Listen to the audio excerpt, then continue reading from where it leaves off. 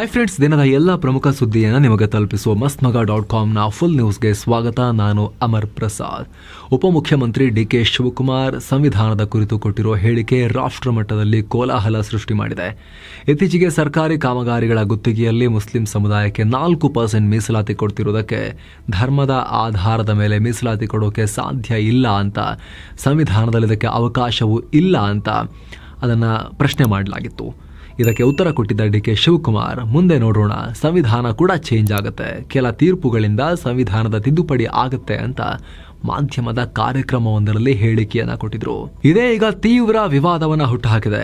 ಪಾರ್ಲಿಮೆಂಟ್ನಲ್ಲಿ BJP ನಾಯಕರು DK Shivakumar ರಾಜೀನಾಮೆಗೆ ಒತ್ತಾಯಿಸಿದ್ದಾರೆ. ಕೇಂದ್ರ ಸಚಿವ ಕಿರಣ್ ರಿಜಿಜು ಮಾತನಾಡಿ, ಸಾಂವಿಧಾನಿಕ ಹುದ್ದೆಯಲ್ಲಿ ಕುಳಿತಿರುವ ವ್ಯಕ್ತಿ ಸಂವಿಧಾನ ಬದಲಾಯಿಸೋಕೆ ಹೇಳಿದ್ದಾರೆ. ಇದು ಸ್ವೀಕಾರಾರ್ಹ ಅಲ್ಲ, ಇದು ಸಂವಿಧಾನಕ್ಕೆ ಮಾಡಿರೋ ಅಪಚಾರ, ಹಲ್ಲೆ ಅಂತ ಹೇಳಿದ್ದಾರೆ. ಅಲ್ಲದೆ ಕಾಂಗ್ರೆಸ್ಗೆ ದಮ್ಮಿದ್ರೆ ಆ ವ್ಯಕ್ತಿಗೆ ರಾಜೀನಾಮೆ ಕೊಡಿಸ್ಲಿ. ಡಿಕೆ ಶಿವಕುಮಾರ್ಗೆ ಮುಸ್ಲಿಮರಿಗೆ ಮೀಸಲಾತಿ ಕೊಡೋದಾಗಿ ಹೇಳೋ ನೀವು ಬಾಬಾ ಸಾಹೇಬ್ ಅಂಬೇಡ್ಕರ್ ಅವರ ಭಾವಚಿತ್ರ ಮತ್ತು ಸಂವಿಧಾನದ ಪ್ರತಿಯನ್ನ ಜೇಬ್ನಲ್ಲಿಟ್ಕೊಂಡು ನಾಟಕ ಮಾಡ್ತೀರಿ, ಮತ್ತೊಮ್ಮೆ ದೇಶವನ್ನ ಡಿವೈಡ್ ಮಾಡೋಕೆ ಪ್ರಯತ್ನ ಪಡ್ತಾ ಇದ್ದೀರಾ ಅಂತ ಕಾಂಗ್ರೆಸ್ ಮೇಲೆ ಟೀಕೆ ಮಾಡಿದ್ದಾರೆ. ಇದಕ್ಕೆ ಕೆಲ ಕಾಂಗ್ರೆಸ್ ಸದಸ್ಯರು ಕೌಂಟರ್ ಕೊಟ್ಟಿದ್ದು ಸದನ ಫುಲ್ ಗದ್ದಲಾಯಿತು ಅಂತ ಬಿಜೆಪಿ ರಾಷ್ಟ್ರೀಯ ಅಧ್ಯಕ್ಷ JP ನಡ್ಡಾ ಮಾತನಾಡಿ, ಮುಸ್ಲಿಮರಿಗೆ ಗುತ್ತಿಗೆಯಲ್ಲಿ ಮೀಸಲಾತಿ ಕೊಡೋಕೆ ಭಾರತದ ಸಂವಿಧಾನವನ್ನು ಬದಲಾಯಿಸ್ತೀವಿ ಅಂತ ಡಿಕೆ ಶಿವಕುಮಾರ್ ಕೊಟ್ಟಿರುವ ಹೇಳಿಕೆಯನ್ನ ಹಗುರವಾಗಿ ತಗೊಳ್ಳೋಕ್ಕಾಗೋದಿಲ್ಲ. ಇದರ ಬಗ್ಗೆ ಕಾಂಗ್ರೆಸ್ನ ಅಧ್ಯಕ್ಷರು ಸ್ಪಷ್ಟೀಕರಣ ಕೊಡಬೇಕು ಅಂತ ಹೇಳಿದ್ದಾರೆ. ಅಲ್ಲದೆ ಸಂವಿಧಾನ ಬದಲಾಯಿಸುವುದು ಕಾಂಗ್ರೆಸ್ನ ಗುಪ್ತ ಅಜೆಂಡಾ ಅಂತ ಬಿಜೆಪಿ ಹೇಳಿದೆ. ಈ ಬಗ್ಗೆ ಮಾತನಾಡಿರೋ ರಾಜ್ಯಸಭೆ ವಿರೋಧ ಪಕ್ಷದ ನಾಯಕ ಕಾಂಗ್ರೆಸ್ ಪ್ರೆಸಿಡೆಂಟ್ ಮಲ್ಲಿಕಾರ್ಜುನ ಖರ್ಗೆ, ಬಿಜೆಪಿನೇ ಸಂವಿಧಾನ ಬದಲಾವಣೆ ಮಾಡೋಕೆ ಹೊರಟಿರೋದು. ನಾವು ಭಾರತ ಜೋಡೋ ಯಾತ್ರೆ ಮಾಡಿದವರು, ಅಂಬೇಡ್ಕರ್ ಅವರು ಮಾಡಿರೋ ಸಂವಿಧಾನವನ್ನು ಯಾರೂ ಚೇಂಜ್ ಮಾಡೋಕೆ ಸಾಧ್ಯ ಇಲ್ಲ ಅಂತ ಹೇಳಿದ್ದಾರೆ. ಆದರೆ DKಶಿ ಹೇಳಿಕೆಯನ್ನು ಸ್ಪೆಸಿಫಿಕ್ ಆಗಿ ಉಲ್ಲೇಖಿಸಿ ಅವರು ಮಾತಾಡಿಲ್ಲ. ಇನ್ನು ತಮ್ಮ ಮಾತು ವಿವಾದಕ್ಕೆ ತಿರುಗ್ತಿದ್ದ ಹಾಗೆ DCM DK ಶಿವಕುಮಾರ್, ಸಂವಿಧಾನ ಬದಲಾವಣೆ ಮಾಡ್ತೀವಿ ಅಂತ ನಾನು ಹೇಳಿಲ್ಲ ಸ್ವಾಮಿ, ಇದು ರಾಜಕೀಯ ಪಿತೂರಿ. ನನ್ನ ಹೆಸರನ್ನ ಎಲ್ಲ ಕಡೆ ತಗೊಂಡ್ರೆ ತಗೊಳ್ಳಿ, ನಾನು JP ನಡ್ಡಾ ವಿರುದ್ಧ ಹಕ್ಕುಚ್ಯುತಿ ಮಂಡಿಸ್ತೀನಿ ಅಂತ ಹೇಳಿದ್ದಾರೆ. ಅಲ್ಲದೆ ನಾನು ನಡ್ಡಾಗಿಂತ ಸೆನ್ಸಿಬಲ್ ರಾಜಕಾರಣಿ ಅಂತ ಹೇಳ್ಕೊಂಡಿದ್ದಾರೆ. ಬಿಜೆಪಿಯವರು ದಾರಿ ತಪ್ಪಿಸ್ತಾ ಇದ್ದಾರೆ ಅಂತ DK ಶಿವಕುಮಾರ್ ತಿರುಗೇಟನ್ನ ಕೊಟ್ಟಿದ್ದಾರೆ. ಜಮ್ಮು ಕಾಶ್ಮೀರದ ಕಥುವಾ ಜಿಲ್ಲೆಯಲ್ಲಿ ಸೇನೆ ಮತ್ತು ಭಯೋತ್ಪಾದಕರ ನಡುವೆ ಗುಂಡಿನ ಚಕಮಕಿ ನಡೆದು ಭಾರಿ ಉದ್ವಿಗ್ನತೆ ಸೃಷ್ಟಿಯಾಗಿದೆ. ಅಲ್ಲಿನ ಜನ ಅಕ್ಷರಶಃ ಬೆಚ್ಚಿ ಬಿದ್ದಿದ್ದಾರೆ. ಪಾಕಿಸ್ತಾನ ಗಡಿ ದಾಟಿ ಸುಮಾರು 4-5 ಉಗ್ರಗಾಮಿಗಳು ಭಾರತಕ್ಕೆ ನುಸುಳ್ತಾ ಇದ್ರು ಅನ್ನೋ ಗುಪ್ತಚರ ಮಾಹಿತಿ ಇತ್ತು. ಇದರ ಮಾಹಿತಿಯನ್ನ ಪಡೆದಂತ ಸೇನೆ ಕಥುವಾ ಜಿಲ್ಲೆಯ ಅರಣ್ಯ ಪ್ರದೇಶದಲ್ಲಿ ಶೋಧ ಕಾರ್ಯಾಚರಣೆ ನಡೆಸ್ತಾ ಇದ್ರು. ಈ ಸಂದರ್ಭದಲ್ಲಿ ಸೇನೆ ಮತ್ತು ಉಗ್ರಗಾಮಿಗಳ ನಡುವೆ ಬರೋಬ್ಬರಿ 250 ಸುತ್ತಿನ ಗುಂಡಿನ ಚಕಮಕಿ ನಡೆದಿದೆ. ಆದರೆ ಉಗ್ರರು ಕೈಗೆ ಸಿಗದೆ ಪರಾರಿಯಾಗಿದ್ದಾರೆ. ಈ ಗುಂಪಲ್ಲಿ 3-5 ಉಗ್ರಗಾಮಿಗಳಿದ್ರು ಅಂತ ಹೇಳಲಾಗಿದೆ. ಈ ಗುಂಡಿನ ಚಕಮಕಿಯಲ್ಲಿ 7 ವರ್ಷದ ಬಾಲಕಿಯೊಬ್ಬಳು ಗಾಯಗೊಂಡಿದ್ದಾಳೆ. ಆಕೆಯನ್ನ ಆಸ್ಪತ್ರೆಗೆ ದಾಖಲಿಸಿ ಚಿಕಿತ್ಸೆ ಕೊಡಲಾಗ್ತಾ ಇದೆ. ಈ ಘಟನೆ ಭಾನುವಾರ ರಾತ್ರಿ ನಡೆದಿದೆ. ಈ ಘಟನೆಯನ್ನ ಕಣ್ಣಾರೆ ಕಂಡ ಪ್ರತ್ಯಕ್ಷದರ್ಶಿ ಘಟನೆಯ ಭಯಾನಕತೆಯನ್ನೆಲ್ಲ ಬಿಚ್ಚಿಟ್ಟಿದ್ದಾರೆ. ಏನೋ ಸೋಮವಾರ ಮತ್ತೆ ಕಾರ್ಯಾಚರಣೆಯನ್ನ ತೀವ್ರಗೊಳಿಸಲಾಗಿದೆ. ಹೆಚ್ಚುವರಿ ಸೇನೆ, ಶ್ವಾನದಳ, ಡ್ರೋನ್ಗಳನ್ನ ನಿಯೋಜಿಸಲಾಗಿದೆ. Jammu Kashmir director general of police Nalin Prabhat ಇದ್ರ ಬಗ್ಗೆ ಮಾಹಿತಿಯನ್ನ ಕೊಟ್ಟಿದ್ದಾರೆ. ದೊಡ್ಡದೇ ಕಾರ್ಯಾಚರಣೆ ನಡೀತಾ ಇದೆ ಅಲ್ಲಿ.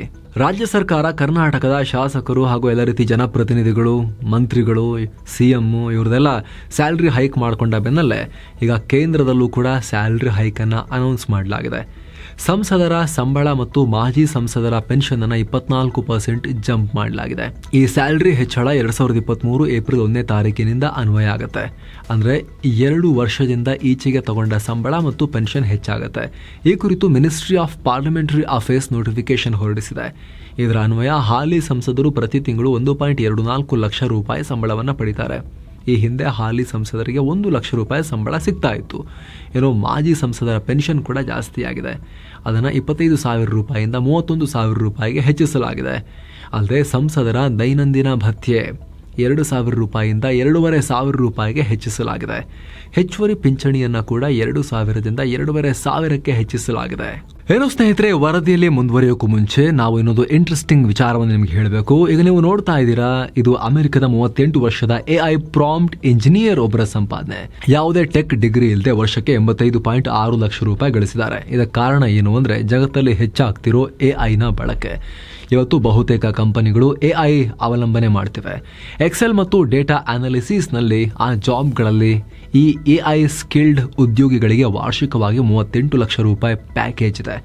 ಜೊತೆಗೆ AI ಗೊತ್ತಿಲ್ಲದಿರೋರು ಜಾಬ್ ಮಾರ್ಕೆಟ್ನಿಂದ ಹೊರಗೆ ಹೋಗೋ ಪರಿಸ್ಥಿತಿ ಕೂಡ ನಿರ್ಮಾಣ ಆಗ್ತಾ ಇದೆ. ಸೇಮ್ ಟೈಮ್ ChatGPTಯ ಫೌಂಡರ್ ಸ್ಯಾಮ್ ಆಲ್ಟ್ಮನ್ ಏನು ಹೇಳಿದಾರೆ ನೋಡಿ, ಅರ್ಧಕ್ಕರ್ಧ ಕೋಡಿಂಗ್ ಕೆಲಸವನ್ನ AIಗಳೇ ಮಾಡ್ತಿವೆ, ಇಂಜಿನಿಯರ್ಗಳೇ ತಯಾರಾಗಿ ಅಂತ ಅವರು ತೀರಾ ರೀಸೆಂಟಾಗಿ ಕೊಟ್ಟಿರೋ ಹೇಳಿಕೆ ಅದು.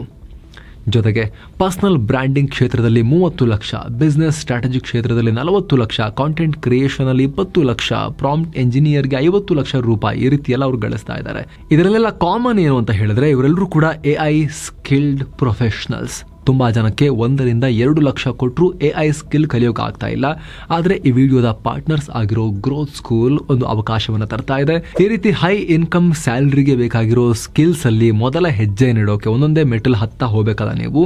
ಅದಕ್ಕೆ ಆರಂಭಿಕ ಹೆಜ್ಜೆಯಾಗಿ 180 ನಿಮಿಷದ ಒಂದು ಕೋರ್ಸ್ ಅನ್ನು ತಗೊಂಡ್ಬಂದಿದ್ದಾರೆ. ಸಾಮಾನ್ಯವಾಗಿ ಇದರ ಪ್ರೈಸ್ 15,000 ರೂಪಾಯಿ ಚಾರ್ಜ್ ಮಾಡ್ತೀವಿ, ಆದರೆ mastmaga.com ನ ವೀಕ್ಷಕರಿಗೆ ಉಚಿತವಾಗಿ ನಾವು ಕೊಡ್ತಾ ಇದ್ದೀವಿ ಒಂದು ಪ್ಯಾಕೇಜ್ ಅಂತ ಇವರು ಹೇಳಿದ್ದಾರೆ. ಈಗ ಆಲ್ರೆಡಿ 20 ಲಕ್ಷಕ್ಕೂ ಅಧಿಕ ಜನ ಈ ಕೋರ್ಸ್ ಅನ್ನ ಅಟೆಂಡ್ ಮಾಡಿದ್ದಾರೆ. AI ಸ್ಕಿಲ್ ಅನ್ನ ಕಲ್ತ್ಕೊಂಡವರು ಈಗ ಮಾರ್ಕೆಟ್ ನ ಟಾಪ್ 5% ನಲ್ಲಿ ಬರ್ತಾರೆ. Data analysis, personal branding, business strategy, salary hike ಅಥವಾ ಹೊಸದಾಗಿ ಕೆಲಸ ಹುಡುಕೋರಿಗೂ ಕೂಡ ಇದರಿಂದ ಉಪಯೋಗ ಆಗ್ಬೋದು. ವಿಡಿಯೋದ ಕೆಳಗೆ ಡಿಸ್ಕ್ರಿಪ್ಷನ್ ಅಲ್ಲಿ ಮತ್ತು ಪಿನ್ ಮಾಡಿರೋ ಕಾಮೆಂಟ್ ನಲ್ಲಿ ಲಿಂಕ್ ಇದೆ. ಆಸಕ್ತರು ಮಿಸ್ ಮಾಡದೆ ಚೆಕ್ ಮಾಡಿ ಈ ಫ್ರೀ ಕೋರ್ಸ್ ನ ಲಾಭವನ್ನ ಪಡಿಬಹುದು. ಬನ್ನಿ ಈಗ ವರದಿಯಲ್ಲಿ ಮುಂದುವರಿಯೋಣ. Stand up comedian Kunal Kamra ಈಗ ದೊಡ್ಡ ವಿವಾದ ಮಾಡಿಕೊಂಡಿದ್ದಾರೆ. ಮಹಾರಾಷ್ಟ್ರದ ರಾಜಕೀಯದಲ್ಲಿ ಬಿರುಗಾಳಿ ಎದ್ದಿದೆ. ಕುನಾಲ್ ಕಮ್ರಾ ವಿರುದ್ಧ FIR ದಾಖಲಾಗಿದೆ. ಕಾಮಿಡಿ ಲೆಕ್ಕದಲ್ಲಿ ಏನ್ ಹೇಳಿದಾರೆ ಗೊತ್ತಾ ಇವರು? ಮಹಾರಾಷ್ಟ್ರ DCM ಶಿವಸೇನೆಯ ಏಕನಾಥ್ ಶಿಂದೆ ಇದಾರಲ್ಲ, ಅವ್ರನ್ನ ದೇಶದ್ರೋಹಿ ಅಂತ ಕರೆದಿದ್ದಾರೆ. ಬಾಲಿವುಡ್ ನ ಖ್ಯಾತ ಹಾಡೊಂದರ ಮ್ಯೂಸಿಕ್ಗೆ ಏಕನಾಥ್ ಶಿಂದೆ ಬಗ್ಗೆ ತಮಾಷೆಯಾಗಿ ಸ್ವಂತ ಸಾಹಿತ್ಯ ರಚಿಸಿ ಈ ರೀತಿ ದೇಶದ್ರೋಹಿ ಅಂತ ಕರೆದರು. ಇದಕ್ಕೆ ಭಾರಿ ವಿರೋಧ ವ್ಯಕ್ತವಾಗಿದೆ ಶಿವಸೇನೆ ಮತ್ತು BJPಯಿಂದ. ಕುನಾಲ್ರ ಈ ಶೋ ಮುಂಬೈನ ಹ್ಯಾಬಿಟಾಟ್ ಸ್ಟುಡಿಯೋದಲ್ಲಿ ನಡೆದಿತ್ತು. ಈ ವಿಚಾರ ವಿವಾದ ಆಗ್ತಿದ್ದ ಹಾಗೆ ಶಿವಸೇನೆಯ ಅನೇಕ ಕಾರ್ಯಕರ್ತರು ಆ ಸ್ಟುಡಿಯೋಗೆ ನುಗ್ಗಿ ದಾಳಿ ಮಾಡಿದ್ದಾರೆ. ಈಗ ಆಲ್ರೆಡಿ ಶಿವಸೇನೆಯ 12 ಕಾರ್ಯಕರ್ತರನ್ನು ಈ ದಾಳಿಗೆ ಸಂಬಂಧಪಟ್ಟಂತೆ ಮಹಾರಾಷ್ಟ್ರ ಪೊಲೀಸರು ಬಂಧಿಸಿದ್ದಾರೆ. ಇತ್ತ ಕುನಾಲ್ ಹೇಳಿಕೆಗೆ ಮಹಾರಾಷ್ಟ್ರ CM ದೇವೇಂದ್ರ ಫಡ್ನವೀಸ್ ಕಿಡಿಕಾರಿದ್ದಾರೆ. ಇವೆಲ್ಲ ಚೀಪ್ ಕಾಮಿಡಿ, ರಾಜ್ಯದ DCMಗೆ ಅಗೌರವ ತೋರೋದು ಕಾಮಿಡಿ ಆಗೋದಿಲ್ಲ, ವಾಕ್ ಸ್ವಾತಂತ್ರ್ಯವನ್ನು ದುರುಪಯೋಗ ಪಡಿಸ್ಕೊಳ್ಬಾರದು, ಕುನಾಲ್ ತಮ್ಮ ಹೇಳಿಕೆಗೆ ಕ್ಷಮೆ ಕೇಳಬೇಕು ಅಂತ ಹೇಳಿದ್ದಾರೆ. ಆದರೆ ಪೊಲೀಸರಿಗೆ ಸಹಕಾರ ಕೊಡ್ತೀನಿ, ಸಾರಿ ಕೇಳಲ್ಲ ಅಂತ ಕುನಾಲ್ ಹೇಳಿದ್ದಾರೆ. ಏನೋ ಮಹಾಯುತಿ ಕೂಟ ಅಂದರೆ BJP ನೇತೃತ್ವದ ಕೂಟ, ಉದ್ಧವ್ ಠಾಕ್ರೆ ನೇತೃತ್ವದ ಶಿವಸೇನೆ ಈ ಕುನಾಲ್ಗೆ ಹಣ ಕೊಟ್ಟಿದೆ ಅಂತ ಆರೋಪಿಸಿದೆ. ಉದ್ಧವ್ ಠಾಕ್ರೆ ರಿಯಾಕ್ಟ್ ಮಾಡಿ ದೇಶದ್ರೋಹಿ ಅಂತ ಕರೆಯೋದ್ರಲ್ಲಿ ತಪ್ಪೇನಿಲ್ಲ ಅಂತ ಹೇಳಿದ್ದಾರೆ. ಇದು ಬೆಂಕಿಗೆ ಇನ್ನೂ ತುಪ್ಪ ಹಾಕದಂಗಾಗಿದೆ. ಏನೋ ನೆರೆ ರಾಜ್ಯ ಮಹಾರಾಷ್ಟ್ರದಲ್ಲಿ ಬುಲ್ಡೋಸರ್ ಸದ್ದು ಮಾಡಿದೆ. ಇತ್ತೀಚೆಗಷ್ಟೇ ಮಹಾರಾಷ್ಟ್ರದಲ್ಲಿ ಔರಂಗಜೇಬ ಸಮಾಧಿ ವಿಚಾರವಾಗಿ ನಡೆದ ಗಲಭೆಗೆ ಕಾರಣನಾಗಿದ್ದ master mind Faheem Khan unknown ಮನೆಯನ್ನ ಬುಲ್ಡೋಸರ್ ಬಳಸಿ ನಾಶಪಡಿಸಲಾಗಿದೆ. ಅಕ್ರಮ ಒತ್ತುವರಿ ಅನ್ನೋ ಕಾರಣವನ್ನ ಕೊಟ್ಟು ಹೀಗೆ ಕೆಡವಲಾಗಿದೆ. ಔರಂಗಜೇಬ್ ಸಮಾಧಿ ತೆರವು ಮಾಡಿ ಅಂತ ಹಿಂದೂಪರ ಸಂಘಟನೆಗಳು ಪ್ರತಿಭಟನೆ ಮಾಡ್ತಾ ಇದ್ವು. ಈ ವೇಳೆ ಫಹೀಮ್ ಖಾನ್ ಸುಳ್ಳು ಸುದ್ದಿ ಹರಡ್ತಾ ಇದ್ದ. ಹೀಗಾಗಿ ಪ್ರತಿಭಟನೆ ಹಿಂಸಾ ರೂಪಕ್ಕೆ ತಿರುಗಿತ್ತು. ಹಿಂಸಾಚಾರದ ಸಮಯದಲ್ಲಿ ಹಾನಿಗೊಳಗಾದ ಆಸ್ತಿಯ ಬೆಲೆಯನ್ನ ಗಲಭೆಕೋರರಿಂದ ವಸೂಲಿ ಮಾಡಲಾಗುತ್ತೆ, ಪೇ ಮಾಡದೆ ಹೋದರೆ ಅವರ ಆಸ್ತಿಯನ್ನು ವಶಪಡಿಸಿಕೊಳ್ಳಲಾಗುತ್ತೆ ಅಂತ ಮಹಾರಾಷ್ಟ್ರ CM ಹೇಳಿದ್ರು. ಅದರಂತೆ ಆರೋಪಿ ಫಹೀಮ್ ಖಾನ್ ಆಸ್ತಿ ಜಪ್ತಿ ಮಾಡೋಕೆ ಬಂದಾಗ ನಾಗ್ಪುರದಲ್ಲಿ ಫಹೀಮ್ ಖಾನ್ ಪತ್ನಿಯ ಹೆಸರಲ್ಲಿ ಅನಧಿಕೃತವಾಗಿ ಕಟ್ಟಿದ್ದ ಕಟ್ಟಡ ಗೊತ್ತಾಗಿದೆ. ಅದನ್ನು ಕೆಡವೋಕೆ 24 ಗಂಟೆ ಟೈಮ್ ಕೊಡಲಾಗಿತ್ತು, ಕೆಡವಲಿಲ್ಲ. ಈ ಹಿನ್ನೆಲೆಯಲ್ಲಿ ಪೊಲೀಸ್ ಮತ್ತು ನಗರಸಭೆ ಅಧಿಕಾರಿಗಳ ಸಮ್ಮುಖದಲ್ಲಿ ಈ ಅಕ್ರಮ ಕಟ್ಟಡವನ್ನು ಧ್ವಂಸ ಮಾಡಲಾಗಿದೆ. ಇದೇ ವೇಳೆ ಈ ನಾಗ್ಪುರ ಹಿಂಸಾಚಾರದ ಮತ್ತೊಬ್ಬ ಆರೋಪಿ ಯೂಸುಫ್ ಶೇಖ್ ಅನ್ನೋನ ಮನೆಯನ್ನ ಇದೇ ಕಾರಣಕ್ಕಾಗಿ ನಾಶಪಡಿಸಲಾಗಿದೆ. ಈ ಮನೆ ನಾಶಪಡಿಸಿರೋ ವಿಚಾರಕ್ಕೆ ಸಂಬಂಧಪಟ್ಟಂತೆ ಸುಪ್ರೀಂ ಕೋರ್ಟ್ ಮಹಾರಾಷ್ಟ್ರ ಸರ್ಕಾರದ ಬಳಿ ಸ್ಪಷ್ಟೀಕರಣವನ್ನ ಕೇಳಿದೆ. ಸ್ಪಷ್ಟನೆ ಕೊಡಿ ಅಂತ 4 ವಾರಗಳ ಗಡುವನ್ನ ಕೊಟ್ಟಿದೆ.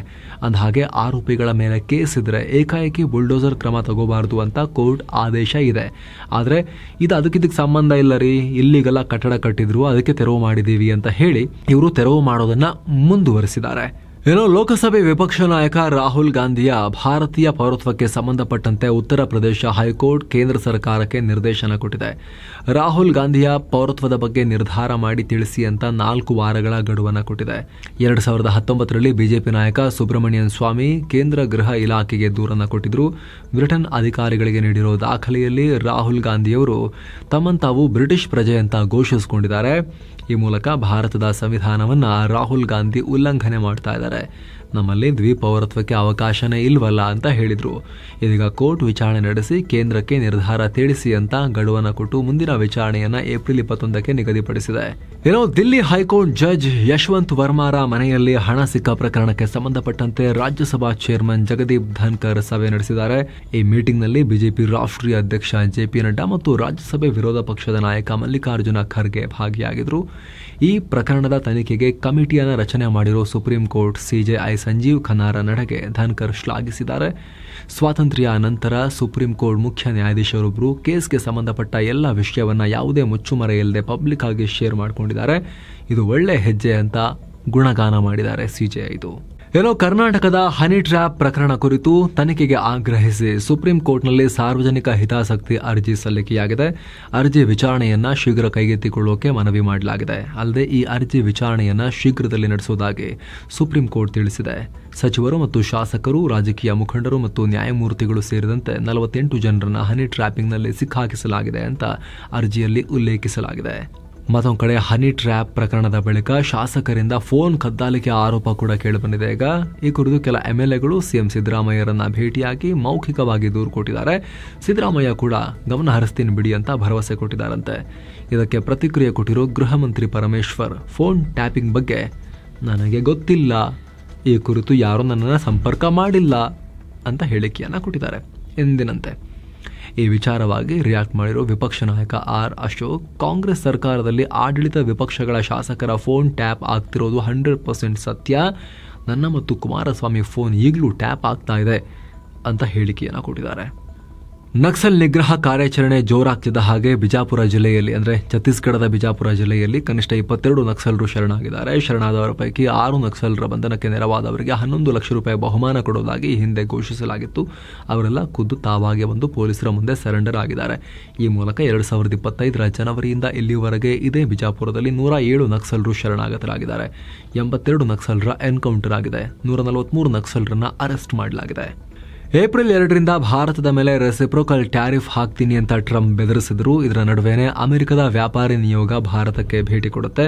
ಅಮೆರಿಕದ trade representative for south and central Asia assistant Brendan Lynch ನೇತೃತ್ವದ ನಿಯೋಗ ಮಾರ್ಚ್ 25ರಿಂದ 29ರವರೆಗೆ ಭಾರತಕ್ಕೆ ಬರ್ತಾ ಇದೆ.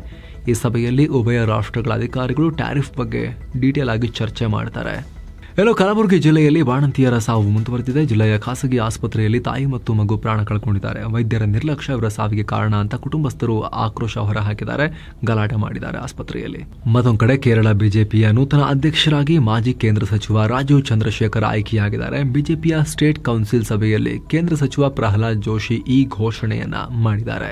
ಕನ್ನಡದ ಬಿಗ್ ಬಾಸ್ ಸ್ಪರ್ಧಿಗಳಾದ ವಿನಯ್ ಗೌಡ ಮತ್ತು ರಜತ್ ಮೇಲೆ ಬೆಂಗಳೂರಿನ ಬಸವೇಶ್ವರ ನಗರ ಪೊಲೀಸ್ ಸ್ಟೇಷನ್ ನಲ್ಲಿ ಎಫ್ಐಆರ್ ದಾಖಲಾಗಿದೆ. ರಜತ್ ಮತ್ತು ವಿನಯ್ ರೀಲ್ಸ್ ಮಾಡುವಾಗ ಮಾರಕಾಸ್ತ್ರ ತೋರಿಸಿರುವುದಕ್ಕೆ ಆರ್ಮ್ಸ್ ಆಕ್ಟ್ ಅಡಿ ಕೇಸ್ ದಾಖಲಾಗಿದೆ. ವಾರದ ಮೊದಲ ಸೆಷನ್ ನಲ್ಲೇ ಭಾರತದ ಷೇರುಪೇಟೆ ಚೆನ್ನಾಗಿ ಪರ್ಫಾರ್ಮ್ ಮಾಡಿದೆ. ದಿನದ ವಹಿವಾಟಿನ ಅಂತ್ಯಕ್ಕೆ ಸೆನ್ಸೆಕ್ಸ್ 1078 ಪಾಯಿಂಟ್ಸ್ ರೈಸ್ ಆಗಿ 77,984ಕ್ಕೆ ರೀಚ್ ಆಗಿದೆ. ನಿಫ್ಟಿ 307 ಪಾಯಿಂಟ್ಸ್ ಜಂಪ್ ಆಗಿ 23,658ಕ್ಕೆ ರೀಚ್ ಆಗಿದೆ. ವಿದೇಶಿ ಬಂಡವಾಳದ ಒಳಹರಿವು ಶುರುವಾಗಿರುವುದು ಷೇರುಪೇಟೆಯಲ್ಲಿ ಭಾರೀ ಬೈಯಿಂಗ್ ನಡೆಸೋಕೆ ಕಾರಣ ಆಗಿದೆ. ಡಾಲರ್ ಮುಂದೆ ರೂಪಾಯಿ ಮೌಲ್ಯ ನಿರಂತರ ಏರಿಕೆ ಕೂಡ ಮಾರ್ಕೆಟ್ಗೆ ಬೂಸ್ಟ್ ಕೊಟ್ಟಿದೆ. ಅತ್ತ ಅಮೆರಿಕ ಅಧ್ಯಕ್ಷ ಟ್ರಂಪ್ ಟ್ಯಾರಿಫ್ ಕೂಡ ಮೈಲ್ಡ್ ಆಗಿರುತ್ತೆ, ಭಾರತದ ಮೇಲೆ ಹೆಚ್ಚು ಪರಿಣಾಮ ಬೀರಲ್ಲ ಅನ್ನೋ ನಿರೀಕ್ಷೆ ಮನೆ ಮಾಡಿದೆ. ಇದರಿಂದ ಷೇರುಪೇಟೆಯಲ್ಲಿ ಹೊಸ ಉತ್ಸಾಹ ಕಂಡು ಬಂದಿದೆ. ಇನ್ನು Kotak Mahindra bank, state bank of India, NTPC, tech Mahindra ಮತ್ತು ಪವರ್ ಗ್ರಿಡ್ ಕಾರ್ಪೊರೇಷನ್ ಷೇರುಗಳು ಲಾಭ ಮಾಡಿಕೊಂಡಿವೆ. ಇತ್ತ Titan, Bharti Airtel, IndusInd bank, Mahindra and Mahindra ಮತ್ತು ಟ್ರೆಂಟ್ ಕಂಪನಿ ಷೇರುಗಳು ಲಾಸ್ ಮಾಡಿಕೊಂಡಿವೆ. ಡಾಲರ್ ಮುಂದೆ ರೂಪಾಯಿ ಮೌಲ್ಯ 31 ಪೈಸೆ ಏರಿಕೆಯಾಗಿ 85 ರೂಪಾಯಿ 67 ಪೈಸೆಯಾಗಿದೆ.